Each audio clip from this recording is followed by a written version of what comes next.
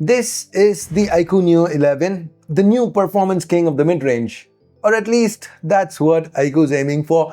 It's powered by last year's flagship Snapdragon 8 Elite. It sports the only 2K 144Hz display in its segment.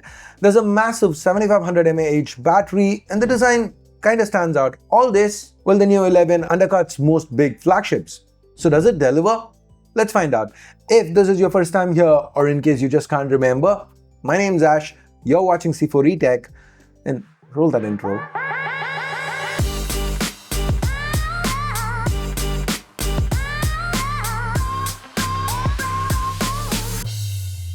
The box looks quite nice with bold iQOO Neo branding with the number 11 behind it. You get more branding to the side. Now this is the 12256 that I picked up, the base variant. iQOO offers up to 16 gigs of LPDDR5X RAM and a terabyte of UFS 4.1 storage. Now once you open up the box, the first thing you see is the iQOO Neo 11 itself. Let's remove it from that protective wrapping. Guys, I went for the blue SKU this time because that's the most unique of the bunch. They call this Brave the Storm, or at least that's the translation from Chinese. Now the glass back here, it's got swirling wind patterns. You get it? Brave the Storm. It does look interesting, reflects light quite nicely to show off a whole gradient of colors. My personal preference is the Pixel Block Orange though. I like how it's got that square grid pattern to the back that you notice when light hits it just right.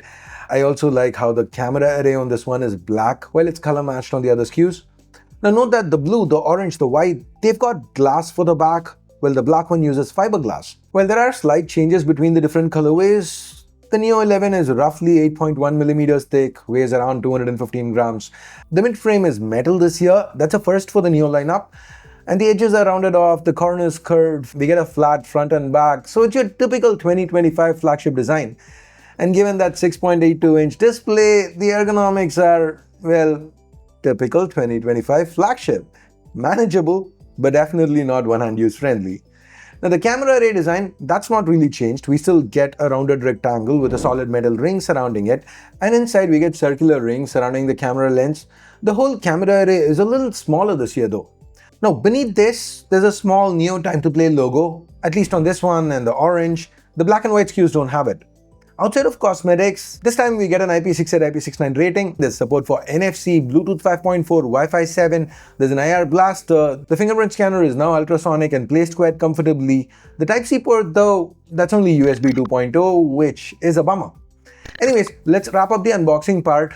Next, there's this solid colored soft case with iQOO branding, which is followed by a small leaflet, a SIM tool, a USB Type-C to Type-C cable with white accents, and finally a 100-watt VivoFlash charger. As I mentioned, the battery capacity has been bumped up to 7500 mAh this year, and so using this 100-watt charger, you can go from 0 to 50 in just 25 minutes with a full charge taking about 55. There is no wireless charging support, but you can bypass charging if you want to get the most out of the chip on the inside. Speaking of which, this phone is powered by last year's flagship Qualcomm SoC, the Snapdragon 8 Elite, which is still a very capable chip. iQOO's also thrown in their Q2 gaming chip to help with super resolution and frame generation. All that said, in our 20-minute stress test, the Neo 11 dropped over 60% of its performance peak. This is not optimal since 8 Elite phones usually tend to lose a little over 40%.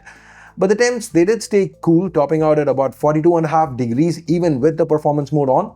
Meaning there's quite a bit of thermal headroom, so if iQOO wanted to push out an update to refine their performance profile, then there is room for the stability to improve, and I really hope they do that sooner rather than later.